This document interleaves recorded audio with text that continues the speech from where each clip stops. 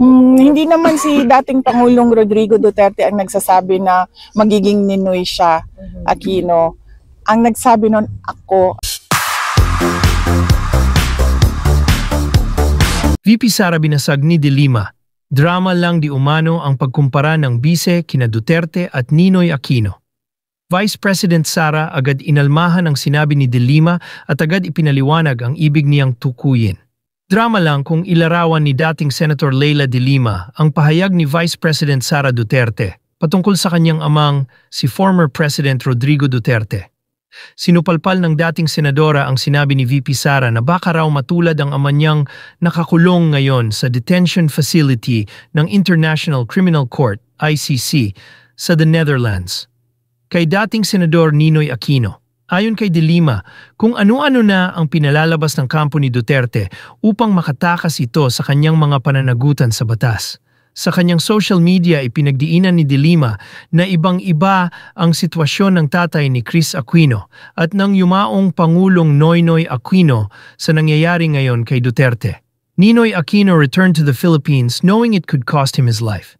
His courage was for the nation, for democracy, for the Filipino people, pahayag ni De Lima. Dagdag pa niya, Duterte's drama today is nothing but a desperate attempt to escape accountability. Justice isn't swayed by melodrama, only by truth. And history will always know the difference. Paliwanag pa ng dating senadora na ilang taon ding nakulong dahil sa umano'y involvement niya sa ilegal na droga. Na napawalang sala rin kalaunan ang dating senadora matapos mapatunayan na wala siyang kinalaman sa mga ibinibintang sa kanya. Nauna rito, binigyan nga ng warning ni Vice Sara ang ama sakaling magpumilit itong umuwi na sa Pilipinas. Feeling niya, matutulad si Duterte sa sinapit ng yumaong senador na si Ninoy Aquino kapag bumalik na ito sa Pilipinas. Inamin ng Vice-Presidente na nag-aalala siya sa kaligtasan at seguridad ng ama pero lagi raw nitong pinipilit na iuwi na siya sa bansa. Subalit nilinaw ni VP Sara ang pagkakapaslang kay Ninoy. Ang ibig niyang sabihin na baka matulad din ang ama sa nangyari dito. At di niya inihalintulad na magkapareho ang dalawa ng buhay. Sa speech ng Vice-Presidente sa naganap na meet and greet event na inorganize ng supporters ni Duterte sa Netherlands, nabanggit nitong lagi siyang tinatanong ng ama kung maiuuwi na siya sa Pilipinas. Gusto raw kasi ni Duterte na mangampanya sa darating na eleksyon para sa kanyang kandidatura bilang mayor ng Davao City. Yun ang gusto niya, gusto niyang umuwi. Sinabi ko din sa kanya yon, "Pa, sabi ko, yung kagustuhan mo na umuwi, yan din yung katapusan ng buhay mo. Magiging Ninoy Aquino Jr. ka," pahayag ni VP Sara. At sinabi niya sa akin, sabi niya, "Kung ganyan ang kapalaran ko, then so be it. Basta lang mauwi ako sa Pilipinas." Dugtong pa niya. Noong Agosto 1983 nang barilin sa Ninoy Aquino International Airport si Aquino, na kilalang hayagang kritiko ng ama ni PBBM na si dating Pangulong Ferdinand Marcos Sr. matapos ang 3 taong exile niya sa United States. Samantala, kasalukuyang nasa kustudiya ng ICC si FPRRD matapos siyang arestuhin noong Marso 11 dahil sa kasong krimen laban sa sangkatauhan, kaugnay ng madugong giyera kontra droga ng kaniyang administrasyon. Hindi meron po kayong binanggit yesterday na ang pangamba niyo para sa dad niyo kapag bumalik siya ay baka magaya kay Ninoy Aquino. Meron po bang mga threats? Ano po yung basis or context po nitong binanggit po ninyo dun sa malawakang gathering? Meron po bang mga nare-receive na threats sa kanya? Or how serious is this possibly na magkaroon kayo ng pangamba? Ang binabasehan lang natin is kung ano yung nangyari noon. Nakita naman natin yung nangyari noon. Hindi naman na mabura kung ano yung nangyari sa kasaysayan at ito ay nagpapakita kung ano yung kapasidad or capacity nila to do these kinds of things, including that extraordinary rendition where they took the former president from Philippine soil and brought him to The Hague. Nila ma'am? ICC. Nila, yes. The administration nila. The administration.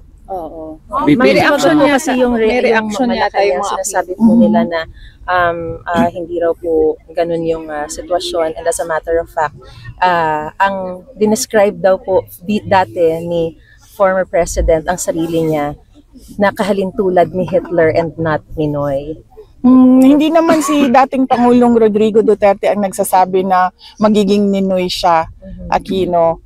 Ang nagsabi nun ako at hindi si Pangulong Duterte. Those were my fears for the life of my father based on history.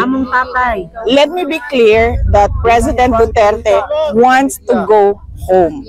Wants to go back to Davao City. So even if he would be safer here, yun pa rin, kasi kayo po may pangamba kayo na kapag umuwi siya, baka may mangyari sa kanyang masama. Wouldn't be a fact that he would be much safer here kung sakasakali, or yun pa rin ang gusto po niya talagang makauwi no matter what? Yun ang sinasabi niya every time na pumupunta ako doon, kailan ako makakauwi, timelines, ganyan. Gusto niya talagang umuwi Sa ng pangamba Davao niyo City. po, ma'am, ano po yung sabi niya? Sabi niya, well, that is life. Yan, lagi sinasabi niya. That is life, so be it. He did say that noong Sabado.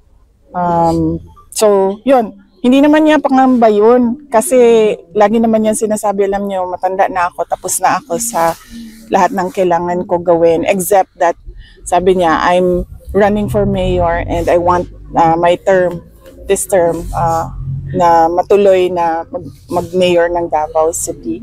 But sabi niya, other than that, I only think about my children. VP, you have a response to the response also of Malacanang and House of Representatives regarding yung mga nabanggit po kahapon. Halimbawa sa budget.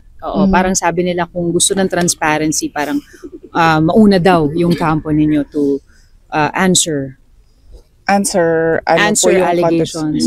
Allegations of ano po? Yung sa May sinasabi po OVP kasi and na DepEd. yung new set of names daw po, which Ortega dubbed as Team Amoy Asim, included Amoy Liu, Fernan Amoy, and Jog de Asim. Would you care to respond to this?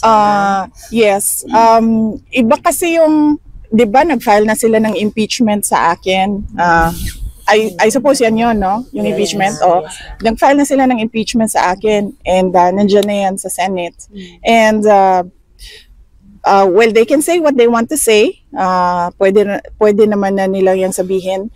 And ako din, nag-file na rin si Congressman Pantaleon Alvarez questioning the budget and what happened to the budget and constitutional infirmity and irregularities in the budget. And then I can say what I want to say. It doesn't have to be na dahil pinupuna ko sila sa ginagawa nila sa ating bayan, ay kailangan ko din sagutin yung sinasabi nila.